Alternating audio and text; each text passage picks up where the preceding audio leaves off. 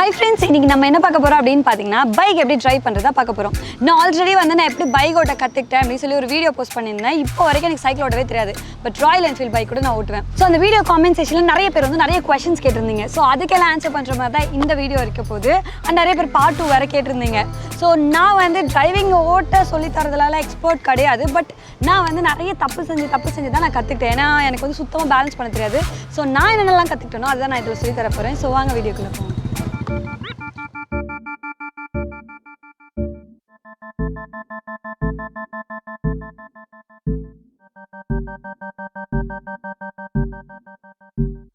So அந்த டிப்ஸில் already சொல்லியிருப்பேன். இந்த மாதிரி ஹெல்ப் பண்ணி போட்டே ட்ரை பண்ணுங்க, அப்போ தான் உங்களுக்கு அதுவே வரும்னு சொல்லிட்டு.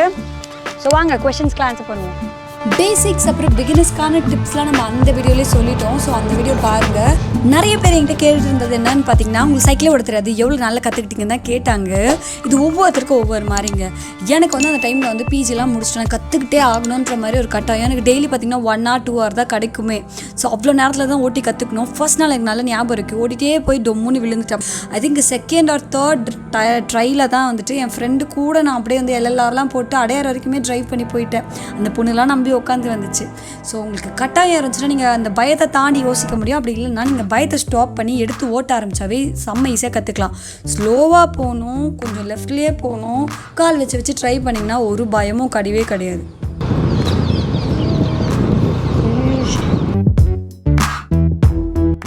ஸோ இப்போ வந்து ஒரு ஸ்பீட் பிரேக்கர் வருது. நிறைய பேர் அதுவும் கொஸ்டினாக கேட்டுட்டு இருந்தீங்க. நான் இப்போ ஃபாஸ்ட்டாக போய்ட்டுருக்கேன்னா லைட்டாக பிரேக் பண்ணி இப்போ ஸ்பீட் பிரேக்கர் மேலே ஏறி இறங்குறேன். செம்ம ஸ்மூத்தாக இருக்குது, ஜர்க்கே ஆகலை. நெக்ஸ்ட்டு வந்து ஃபாஸ்ட்டாக நெக்ஸ்ட் ஒரு ஸ்பீட் பிரேக்கர் வருது. இதில் வந்து ஸ்பீடாக போய் ஏறி இறங்குறேன். எவ்வளோ ஜர்க் ஆகுதுன்னு பாருங்கள். வரப்போகுது.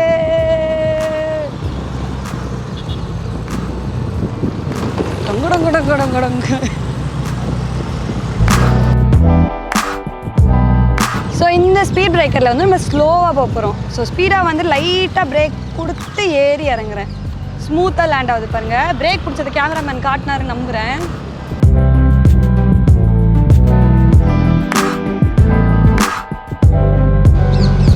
இந்த ரோடு ஃபுல்லாக நிறைய ஸ்பீட் பிரேக்கர் இருக்குது.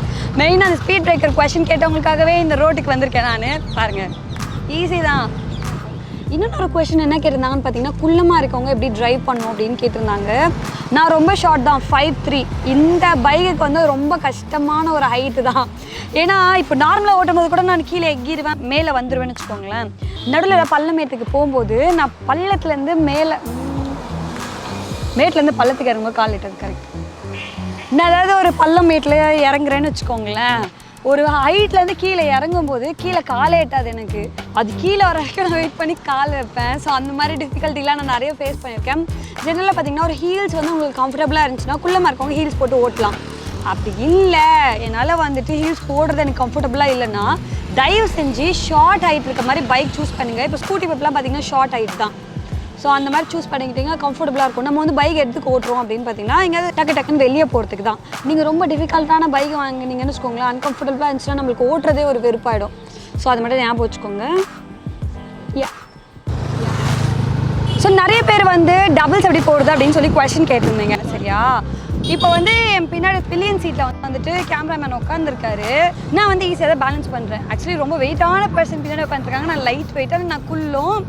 பட் எப்படி பேலன்ஸ் பண்ணுறேன் அப்படின்னு பார்த்தீங்கன்னா, ஃபர்ஸ்ட் வந்து ஃபுட் ரெஸ்டரை வந்து நீங்கள் அவங்களுக்கு கொடுக்கணும். அவங்க கம்ஃபர்டபுளாக இருந்தால் மட்டும்தான் நீங்கள் பைக் ஸ்டார்ட் பண்ணணும்.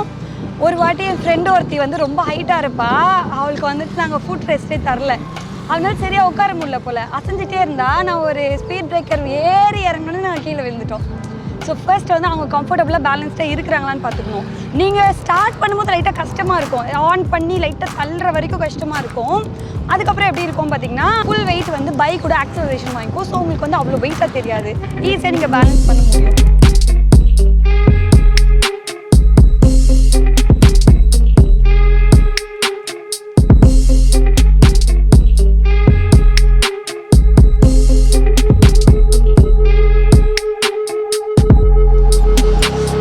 பார்த்தீங்கன்னா யூ எப்படி போடுறதுன்னு பார்க்க போகிறோம். ஸோ ஸ்டார்டிங்கில் ஸ்லோவாக ஓட்டுங்க, யூ லைட்டாக வளர்த்தே வாங்க, ஈஸியாக வரும். இது வந்து குட்டி ரோடு.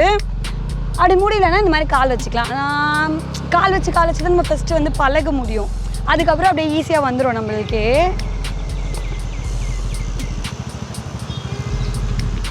என் பைக் கொஞ்சம் வெயிட்டான பைக். ஃபர்ஸ்ட் டைம் வந்து பைக் ஓட்ட கற்றுக்குறீங்கன்னா நீங்கள் வந்து ஃபர்ஸ்ட் வந்துட்டு ஒரு லைட் வெயிட் பைக்காக வாங்கணும். நீங்கள் என்னோட பார்ட் 1 வீடியோவில் பார்த்துருந்தீங்க தெரிஞ்சிருக்கும். ஸ்கூட்டி வெப்பில் தான் வந்து அந்த 8 போட்டிருப்பேன். ஏன்னா அது வந்து ரொம்ப லைட் வெயிட் வண்டி. இது பார்த்தீங்கன்னா செம்ம ஹெவி வெயிட் வண்டி.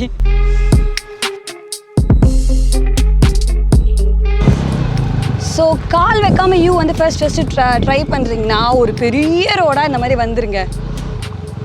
அவ்வளோதான், அது ஈஸியாக வந்துடும். சின்ன ரோடு போனீங்கன்னா ரொம்ப கஷ்டமாக இருக்கும். சைக்கிள் ஓடுறது உண்மையாகவே எனக்கு. நெக்ஸ்ட் வந்து லெஃப்ட் அண்ட் ரைட் டர்ன். ஜென்ரலாக பார்த்தீங்கன்னா லெஃப்ட் டர்ன் ஈஸியாக இருக்கும். ரைட் டர்ன் கொஞ்சம் வந்து பிகினர்ஸ்க்கு கஷ்டமாக இருக்கும். ஏன்னா நம்ம கொஞ்சம் பைக்கை தாண்டி போனால் கொஞ்சம் பயமாக இருக்கும். நீங்கள் இண்டிகேட்டர் போட்டு கொஞ்சம் ஸ்லோவாக க்ராஸ் பண்ணாவே ஜென்ரலாக ஈஸி தான். ப்ராக்டிஸ் பண்ண மட்டும்தான் வரும்.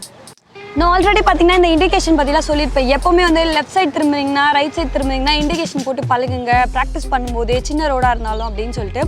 அதே மாதிரி இன்கேஸ் இந்த மாதிரி ரோட்டில் ஓரமாக நிற்கிறீங்கன்னா கோட்டுக்கு இந்த சைடு நெல்லுங்க. ஏன்னா வந்து அதுதான் வந்துட்டு உங்களுக்கு சேஃபாக இருக்கும். அண்ட் மற்ற பேர்லாம் அங்கே போவாங்க.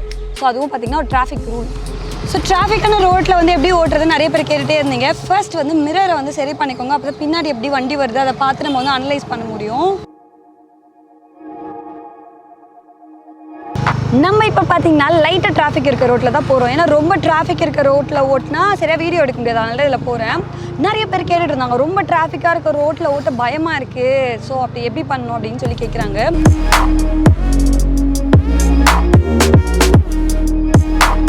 இப்போ பார்த்தீங்கன்னா நான் பூராவுமே லெஃப்ட் சைடில் தான் போகிறேன் அண்ட் ஸ்லோவாக ஓட்டுறேன். நீங்கள் அப்படி ஓட்டும் போதே தெரிஞ்சிடும் மற்றவங்களுக்கு உங்களுக்கு ஓட்ட தெரியலன்னு சொல்லிட்டு. ஸோ அவங்களே நகர்ந்து போயிடுவாங்க. ஸோ ஸ்டார்டிங்கில் வந்து நீங்கள் அதை டிஸ்பிளே பண்ணுறது தப்பு இல்லை. ஏன்னா வந்து மற்றவங்களுக்கு கொஞ்சம் நகர்ந்து போயிடுவாங்க. கொஞ்சம் கொஞ்சமாக வந்துட்டு நீங்கள் அதுக்கப்புறம் வந்துட்டு அப்படி ஓட்ட பழகிடும். அப்புறமா உங்களுக்கு வந்து டிராஃபிக் பயம் போயிடும். ஏன்னா பார்த்து பழகிடும் சொல்லுவாங்களா, அந்த மாதிரி பழகிடுச்சுன்னா அப்புறமா நீங்கள் வந்துட்டு மெயின் ரோட்டில் ஓட்டும் போது கூட உங்களுக்கு அவ்வளோ பயமாலாம் இருக்காது. ஸோ நீங்கள் வந்து தைரியமாக ஓட்டலாம்.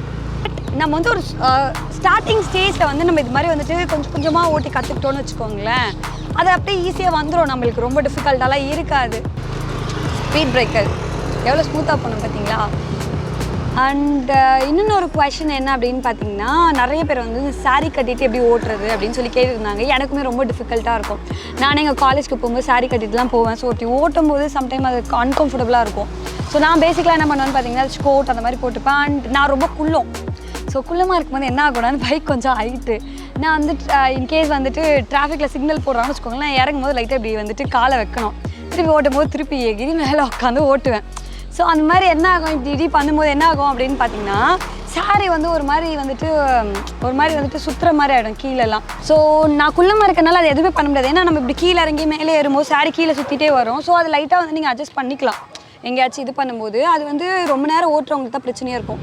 இன்னும் கொஞ்சமாக வந்து ஸ்பீடாக ஓட்ட கற்றுக்கோங்க. லைட்டாக ஸ்பீடை இன்க்ரீஸ் பண்ணுங்கள். ஆனால் ஸ்பீடு இன்க்ரீஸ் பண்ணால் தான் வெயிட் தெரியாது. நான் ஃபஸ்ட்லாம் பைக் ஓட்டும் போது வந்துட்டு பார்த்திங்கன்னா எனக்கு வந்து கையெல்லாம் வலிக்கும். ஏன்னா ரொம்ப ஸ்லோவாக ஓட்டிகிட்ருப்பேன்.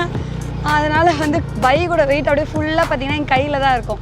ஸோ ஸ்பீடாக ஓட்டிங்கன்னா பைக்கோட வெயிட் தெரியாது. அதாவது கொஞ்சம் மீடியம் ஸ்பீடாக, அதுக்குன்னு ஒரே ஸ்பீடாக போயிட்டு அப்புறமா நான் தான் ஓட்ட சொன்னேன்லாம் சொல்லக்கூடாது. ஸோ நம்ம இங்கே யூ போட போகிறோம். ஓ செல்லாத்தாட்டம். இதில் பார்த்தீங்கன்னா நிறைய பேர் கேட்ட கேள்விக்கு ஆன்சர் பண்ணியிருப்பேன்னு நினைக்கிறேன். கண்டிப்பாக இந்த வீடியோ உங்களுக்கு யூஸ்ஃபுல்லாக இருக்கும்னு நினைக்கிறேன். அண்ட் இதே மாதிரி சூப்பரான வீடியோ உங்களுக்கு திருப்பி பார்க்குறேன். Until then it's bye from Hema. Bye.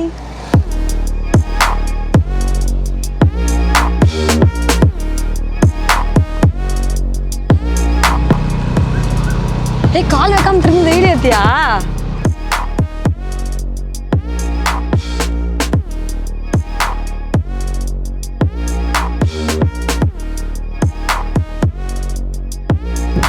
ஃபாஸ்ட்டாக போய் பிரேக் அடித்து ஏறி இறங்கி போகணும். ஃபாஸ்ட்டாக போய்கிட்டே இருக்கும். லைட்டாக பிரேக்கை ஸ்மூத்தாக ஹேண்டில் பண்ணி ஏறி இறங்கி போய்கிட்டே இருக்கும்.